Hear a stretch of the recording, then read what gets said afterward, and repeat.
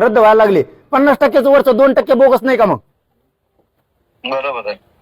नाही मी आता काय करतो, मी बावनकुळे साहेबांशी पण बोलतो, मी सीएम साहेब. मला फडणवीस शिंदे साहेबांकडून अपेक्षा नव्हती. मी सरळ सरळ तुमच्याकडे नाराजी द्यायला अजिबात नव्हती, कारण मी लय खस्ता खाल्लेलं शिंदे साहेबासाठी लय.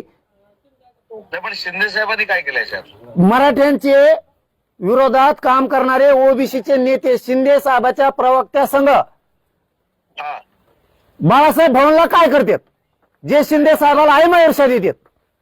नाही ऐका ना, मला ते नाव तर कळू दे. मला काय तर मला हे माहिती नाही म्हणून सगळे व्हिडिओ व्हायरल आहेत ना, सगळ्या दुनियात व्हिडिओ व्हायरल. मी असल्याचं नाव नाही घेतो, मला जरा मी असल्याचं नाव नाही घेत.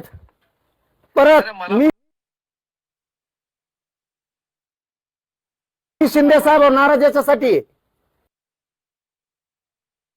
परत याच्यासाठी नाराज आहे मी की तुमचं एक नेता आहे आता प्रवेश केलेला आहे, त्याच्या कॉलेजवर माझ्या विरोधात कसं काय अभ्यासकाच्या समन्वयकाच्या बैठक होत्या शिंदे साहेबांनी सांगितल्याशिवाय होऊच शकत नाहीत.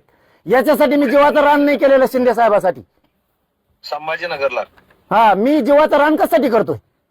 शिंदे साहेब मराठ्याचा आहे, तर हाताच्या फोडाप्रमाणे वागवतोय मी त्यांना.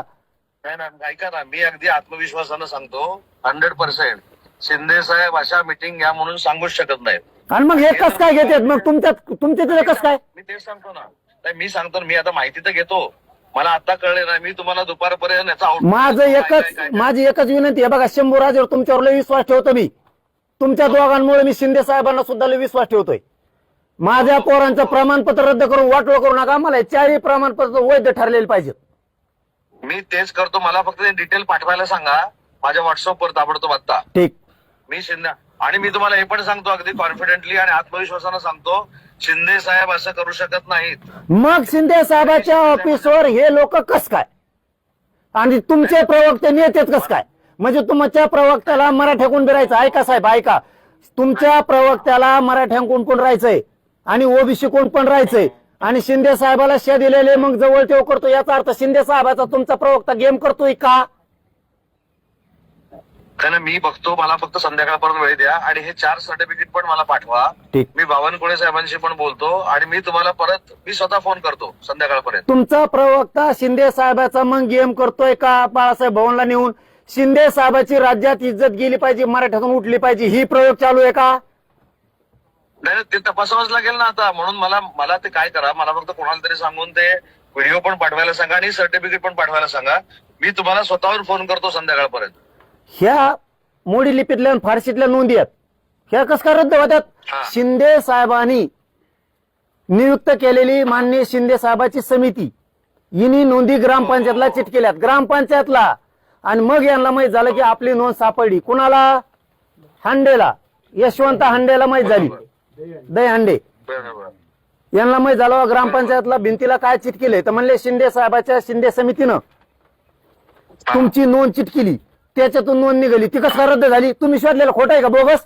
ती विखे बोगस म्हणतात नोंद. तुम्ही शिंदे समितीने शोधलेल्या नोंदी बोगस आहेत का? नाही म्हणून मी काय म्हणतो, मला फक्त ते 4 नोंदी पाठवा. शिंदे साहेबांनी शोधलेल्या नोंदी बोगस आहेत का? शिंदे साहेबांनी म्हणतो मी.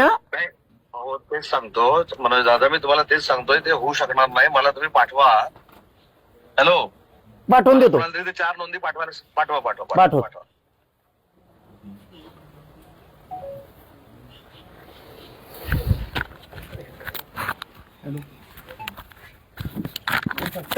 साधत होते. संध्याकाळपर्यंत अवैध प्रमाणपत्रावरती मी तुम्हाला निर्णय कळवतो आणि सगळी माहिती घेऊन तुमच्यापर्यंत पोहोचवतो, असं उदय सामंत यांनी जरांगे पाटील यांना सांगितलंय. आपण पाहतोय की काही वेळापूर्वी जरांगे पाटील यांनी आंतरवाली सराटीमध्ये पत्रकार परिषद घेत सरकारवर गंभीर आरोप केले होते. सरकारच्या समितीनंच जे प्रमाणपत्र आणि ज्या नोंदी शोधल्यात आणि प्रमाणपत्र दिली तीच अवैध कशी असू शकतात, असा सवाल जरांगे पाटील यांनी आज उपस्थित केला आहे. आणि त्यानंतर मंत्री उदय सामंत यांनी जरांगे पाटील यांच्याशी फोनवरून संवाद साधला.